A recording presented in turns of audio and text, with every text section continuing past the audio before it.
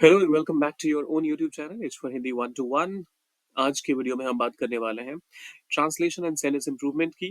मतलब ये कि ये सारे स्टेटमेंट्स को हम करेंगे, पहले ट्रांसलेट देखेंगे क्या मिस्टेक्स करते हैं लोग, और फिर उनका करेक्ट वर्जन भी डिस्कस करेंगे। फिलहाल चैनल पर अगर आप नए हैं तो सबसे पहला काम आपने करना है, सब्सक्राइब वाला बटन बहुत जरूरी है, वो उस पर जरूर टैप कर दीजिए। साथ ही वीडियो को कीजिए शेयर अपने दोस्तों के साथ, लाइक भी करना है, और कमेंट बॉक्स में क्या लिखना है, आई वांट मोर, या फिर एक टास्क भी मैं देने वाला हूँ इस वीडियो के दौरान। और हाँ, 1 जैन से हम शुरू करने वाले हैं, 1 जैन से हम शुरू करने वाले हैं स्पोकन इंग्लिश कोर्स। तो उसके लिए आपने क्या करना है, अगर वो चाहते हैं कि हम शुरू करें, तो फटाफट से जाइए कमेंट बॉक्स में और लिखिए I want spoken English classes.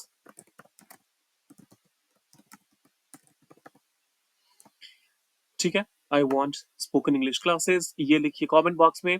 और फिलहाल करते हैं इस वाले वीडियो को शुरू। वो अपने माता पिता की देखभाल करता है, वर्क के लिए ही का इस्तेमाल कीजिए।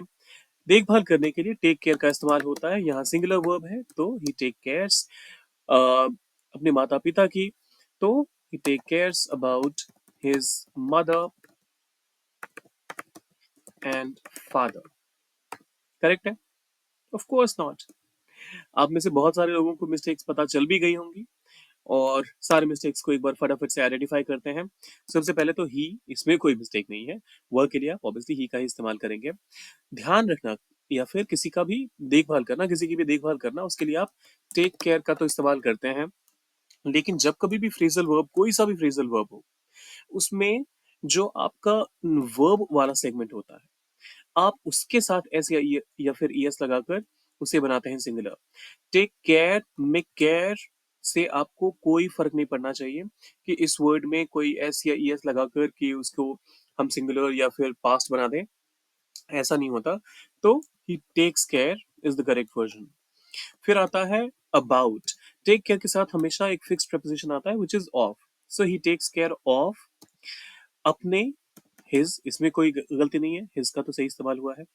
और मदर एंड फादर, देखिए, माँ बाप या फिर माता पिता के लिए आप पेरेंट्स का इस्तेमाल करते हैं।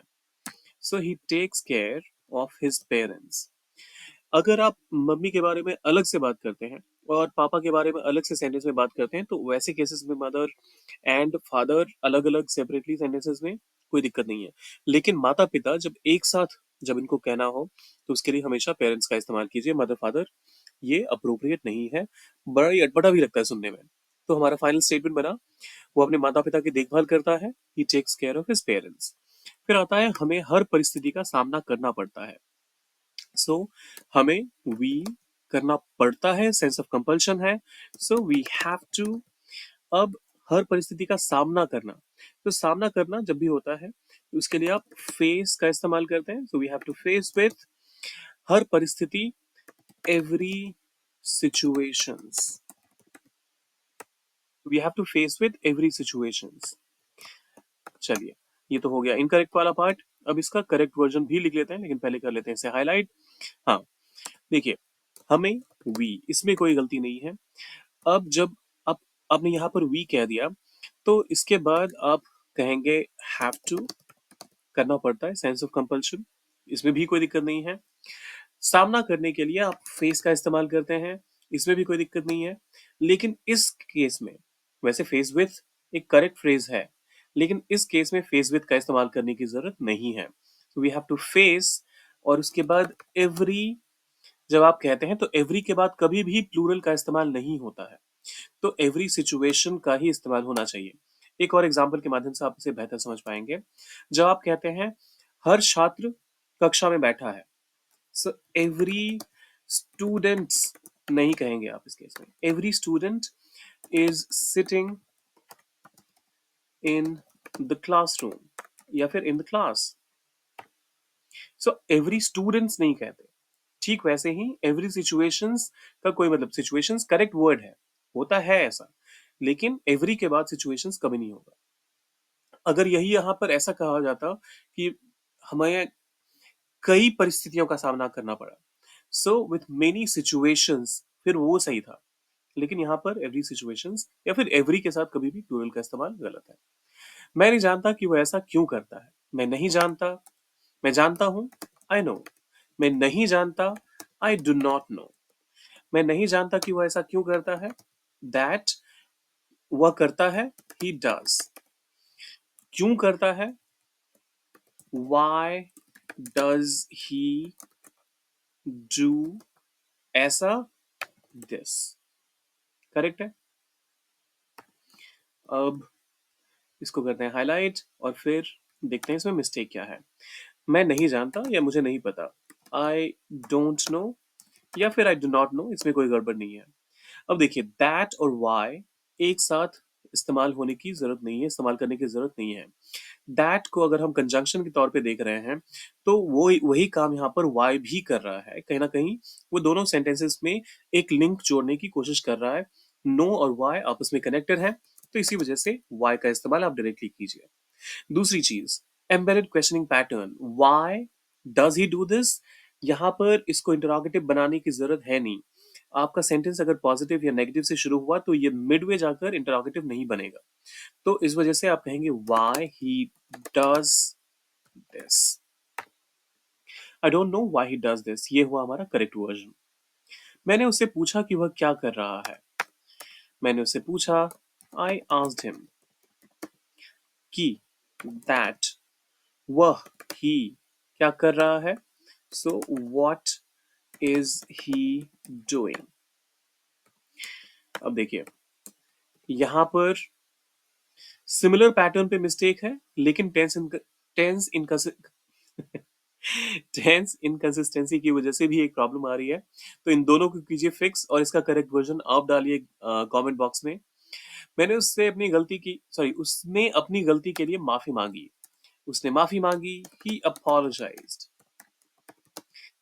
अपनी गलती के लिए, फॉर। अपनी गलती, हिज मिस्टेक।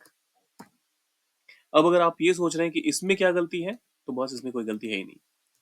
वैसे मैं यहाँ पर कवर ये करना चाह रहा था कि अपोलोजाइज्ड टू हिज मिस्टेक। तो अपोलोजाइज जब किसी इंसान को करते हैं तो उस केस में अपोलोजाइज टू का इस्तेमाल होता है। जैसे मान लीजिए अगर मैं ये कहता, पहले इसको करेक्ट लिख लेते हैं जिससे कोई कंफ्यूजन ना रहे। तो अगर मैं ये कहता कि मैंने अपने शिक्षक से माफी मांगी, आई apologised to my teacher.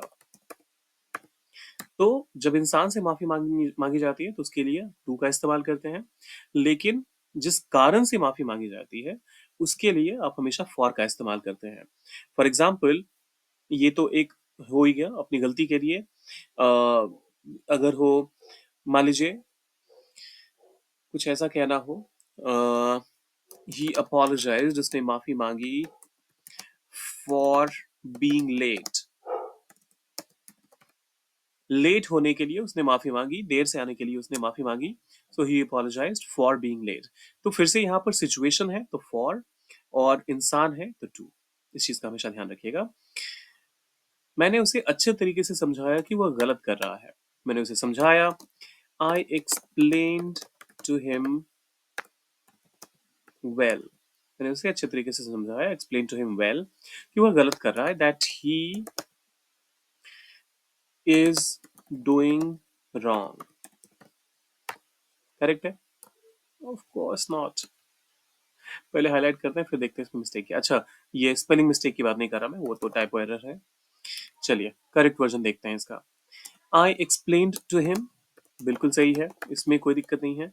I explained to him, और अच्छे से के लिए आप प्रॉपरली का इस्तेमाल कीजिए। I explain to him properly that he, अब पास्ट से शुरुआत हुई है तो मिड वे, आप प्रेजेंट में तो जंप कर नहीं सकते, तो इस वजह से आपको दैट के बाद ही का आपने इस्तेमाल कर लिया, तो फिर यहाँ पर आकर ये वॉज बन जाएगा। ही वॉज डूइंग, और he was doing something wrong. Continuous tense में और किसी भी टेंस में मान लीजिए वर्ब के बाद इमीडिएटली कभी भी एडजेक्टिव नहीं आता है, तो वो कुछ गलत कर रहा है, हमें कुछ ऐसे सेंटेंस को ट्रांसलेट करना पड़ेगा। तो I explain to him properly that he was doing something wrong. फिर आता है वह सुबह से कुछ नहीं खा पाया है। ओके, तो इसका भी पहले इनकरेक्ट वर्जन देख लेते हैं। ही डिड नॉट, नहीं खा पाया है ना, so he did not eat anything, वो कुछ नहीं खा पाया है सुबह से, फ्रॉम द मॉर्निंग। गलत तो है ही, तो अब इसको फटाफट से करेक्ट वाला पार्ट भी इसका लिख लेते हैं। देखिए, वह सुबह से कुछ नहीं खा पाया है और अभी हम प्रेजेंट में इसकी चर्चा कर रहे हैं। मतलब जो जो काम या फिर जो एक्शन सुबह से नहीं हो पाया है उसका एक कोई ना कोई इफेक्ट प्रेजेंट पे आया, तो इस वजह से प्रेजेंट परफेक्ट का इस्तेमाल होना यहाँ पर ज्यादा जरूरी है। सो ही हैज नॉट, और फिर ईट ना होकर हम यहाँ पर ईटन लिखेंगे। So he has not eaten anything, उसने सुबह से कुछ नहीं खाया। और फ्रॉम हमने पिछली बार इस्तेमाल किया, फ्रॉम गलत है। फ्रॉम हम जब कभी भी फ्यूचर की बात करते हैं तो उस केस में फ्रॉम का इस्तेमाल करते हैं। पास्ट में भी हालांकि कुछ एक केसेस हैं जहां पर टाइम के साथ फ्रॉम का इस्तेमाल होता है, लेकिन इस केस में फ्रॉम का इस्तेमाल सही नहीं होगा। आप सिंस का इस्तेमाल कीजिए और फिर मॉर्निंग के पहले द की जरूरत है नहीं।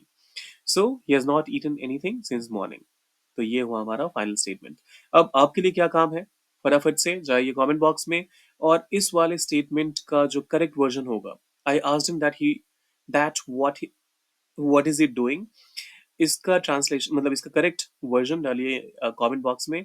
साथ साथ 1 जैन से हो रहा है स्पोकन इंग्लिश कोर्स शुरू इसी वाले चैनल पर, तो अगर आपको भी उसमें करना है पार्टिसिपेट तो चैनल को सब्सक्राइब करना ना भूलिए और कमेंट बॉक्स में लिखिए I want spoken English classes.